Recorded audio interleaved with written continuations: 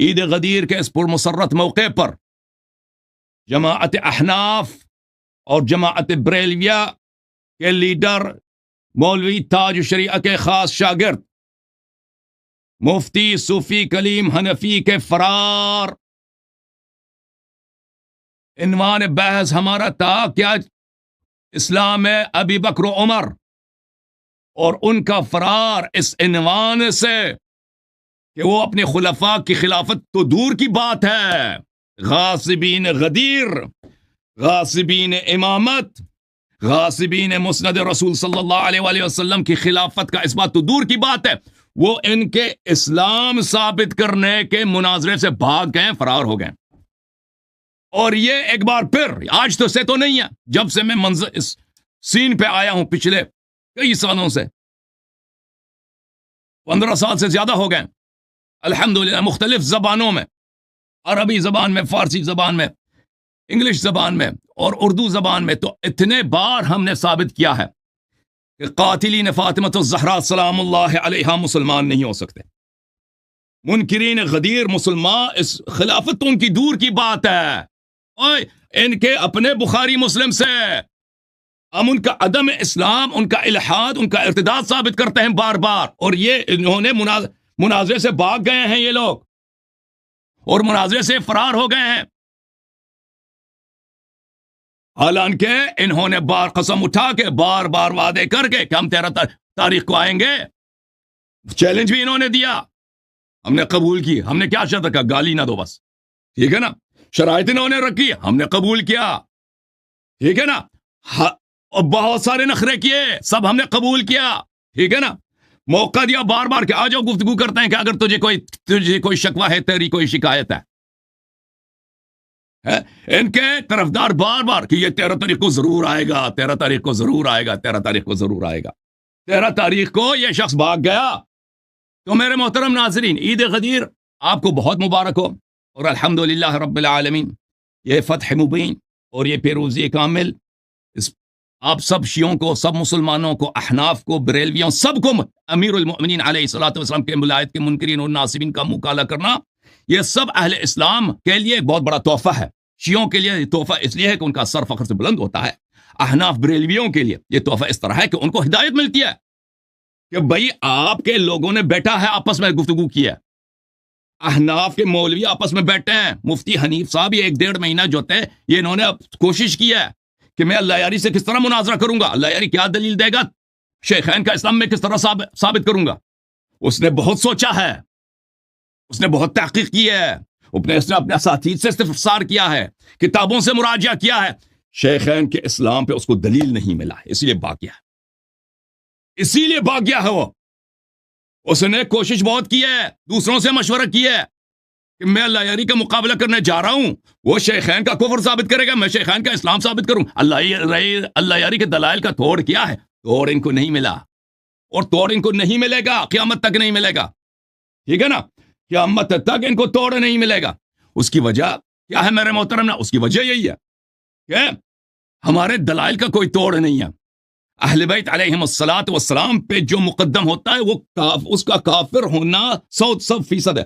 جو شخص مناظرہ سے بھاگنا چاہتا ہے وہ ہمیشہ مناظرہ نہ کرنے کی، وہ تو اپنے عوام کو تو کوئی بہانہ تو دکھائے گا نا. اب بہانہ کون سا مورد قبول ہے؟ بہانہ یہ مورد قبول ہے کہ بھائی کوئی انسان کو کوئی ایمرجنسی ہو، مثلا کسی کے والد صاحب کو ہاسپٹل میں ہو نا، دل کا ہارٹ اٹیک ہو گیا، والد صاحب ہاسپٹل میں، بھائی آج میں مناظرہ نہیں کر سکتا، 2 ہفتوں کے بعد کر لیں گے. یہ عذر قابل قبول ہے، ٹھیک ہے نا. فیملی ایمرجنسی ہے، کسی کے گھر میں کوئی ایمرجنسی ہے، کوئی شخص خود بیمار ہو جاتا ہے، کوئی اس طرح کی بات ہو نا، وہ مانا جاتا ہے. آپ آخری لمحے میں آ کر کہہ دو کہ اللہ یاری مجھے ایک مرتبہ کلپ لے کے دو کہ تم مجھ سے مناظرہ کرنا چاہتے تو کلپ تم کو دیا ہے نا، بار بار دیا، میں نے بار بار اعلان کیا کہ بھائی میں صوفی کلیم حنفی سے مناظرہ کرنا چاہتا ہوں، میں نے بار بار اعلان کیا نا. صوفی کلیم میں تجھ سے مناظرہ کرنا چاہتا ہوں، تو کیوں نہیں آیا؟ تو نے کیوں اعلان کیا کہ میں نہیں آ رہا؟ ٹھیک ہے نا. تو نے اعلان سوچ سمجھ کے کیا ہے، سوچ سمجھ کے تو نے جب سوچا ہے، تو نے جب سمجھا ہے، تو کیا ہوا؟ تجھے وحشت لگی ہے، تجھے دہشت لگی، تجھے خوف ہوا ہے، تجھے پہ ہراس طاری ہو گیا ہے. کہ بھائی میں تو اسلام ثابت نہیں کر سکوں گا نا، بریلویت چلی جائے گی، بریلویت چلی گئی جی، تمہارا نہ آنا اس بات کی واضح دلیل ہے کہ ان کا اسلام تم کبھی ثابت نہیں کر سکتے، ٹھیک ہے نا؟ اور ان کے الحمدللہ میں نے ان کے عدم اسلام کے دلائل اتنے پھیلا دیے مختلف زبانوں میں، اتنے نشر کرا دیے کہ اب انشاءاللہ تبارک و تعالی تم شیعہ کے نوجوانوں کا بھی مقابلہ نہیں کر سکو گے۔ شیعہ کے میٹرک پاس لڑکوں، وہ میٹرک پاس کے چھٹی کلاس کے لڑکوں کا بھی مقابلہ نہیں کر سکو گے، جو میرے دلائل کو سنے گا، جو میری تقاریر کو سنے گا، جو میرے مناظرات کو سنے گا، ان کا بھی مقابلہ نہیں کر سکو۔ تمہارے بڑے سے بڑے تاج شریعہ بھی مقابلہ نہیں کر سکے گا، ہمارے چھٹے کلاس کے بچے کا مقابلہ نہیں کر سکے گا مناظرے میں، ٹھیک ہے؟ کیوں نہیں کر سکتے؟ کیونکہ ہمارے پاس دلائل اتنے محکم ہے الحمدللہ رب العالمین۔ تو آج سے کیونکہ صوفی کلیم نے بھاگ کر، فرار ہو کر اپنے جماعت کے بطلان کا اس نے اعلان کر دیا، اور یہ اب ہم یہاں پہ احناف آتے رہے، بریلوی آتے رہے، کہا کہ اگر یہ نہیں آئے گا تو ہمارے پاس دوسرے علماء ہیں، کچھ دوسرے علماء کا نام لے رہے تھے، تو ہم انشاءاللہ تبارک و تعالی ویلکم کرتے ہیں ان کو کہ کل آ جاؤ، پرسوں آ جاؤ، ترسوں آ جاؤ، ٹھیک ہے نا؟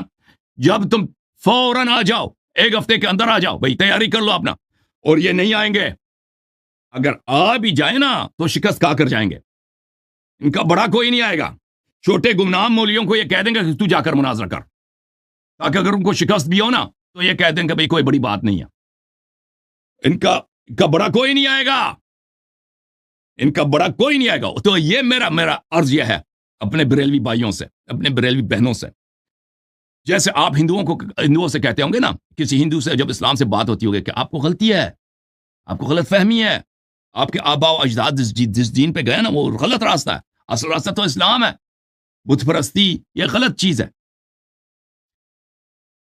آپ اس کی پوجا کرتے ہو، چوہے کی پوجا کرتے ہو، بندر کی پوجا کرتے ہو تم ہندو، تم گائے کی پوجا کرتے ہو، یہ سب خرافات ہیں، اصل نور اسلام ہے، قرآن ہے، شریعت دلائل یہ ٹھیک ہے نا؟ اسی طرح میں آپ سے کہتا ہوں، اپنے بریلوی بھائیوں سے، اپنے بریلوی بہنوں سے، اہل ہند کے مسلمانوں سے، اہل پاکستان کے اردو زبان مسلمانوں سے، بہنوں سے یہ کہتا ہوں کہ سن لو بھائی، جو بھی اہل بیت میں مقدم ہوا وہ پہلے مرتد ہوا پھر مقدم ہوا۔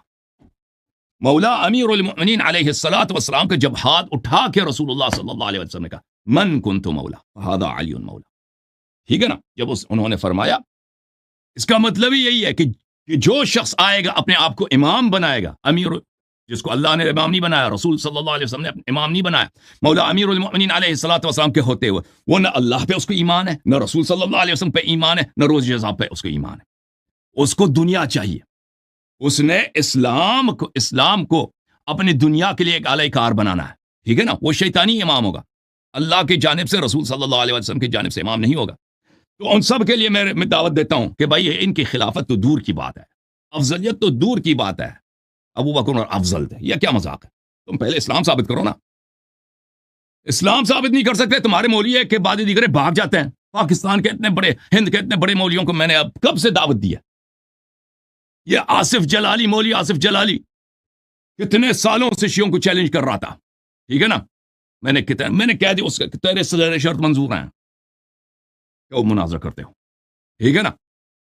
کٹر سے کٹر تکفیریوں کو ہم نے کب، یہ فضل احمد چشتی بریلیوں کا بہت بڑا مناظر ہے پاکستان میں، بھاگے پھرتا ہے مجھ سے، منہ دکھانے کے لائق نہیں رہا، کب سے میں اس کو مناظرے کے چیلنج دے رہا ہوں کہ فضل احمد چشتی آ جاؤ، تیرے سارے شرائط منظور ہیں، کب مجھ سے مناظرہ کرو گے؟ بھائی یہ مناظرے کے لیے کبھی نہیں آئیں گے، ان کے اکابر کبھی نہیں آئیں گے، بلا لو اپنے، ان کو ٹیسٹ کر کے دیکھ لینا، یہ تو بھاگ گیا نا آپ کا، یہ گالی والا مولوی جو تھا، جوم جاؤ، پرواز کرو، کیوں فخر سے سر اٹھا، کیونکہ اللہ تعالیٰ نے تمہیں انتخاب کیا، صراط حق پر صرف تم ہو، صراط ایمان پر صرف کیا، کیونکہ اللہ تعالیٰ نے تمہیں انتخاب کیا، صراط حق پر صرف تم ہو، صراط ایمان پر صرف